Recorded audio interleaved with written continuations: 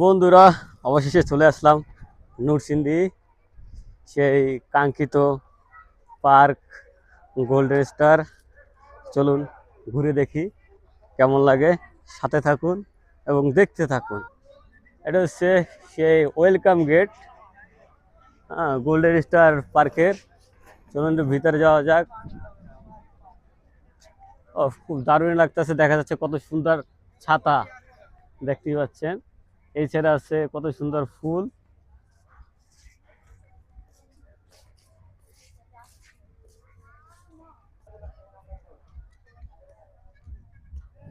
একটা অসম্ভব ভালো লাগার একটা জায়গা আসলে। আপনারা পরিবার সহ চলে আসতে পারেন।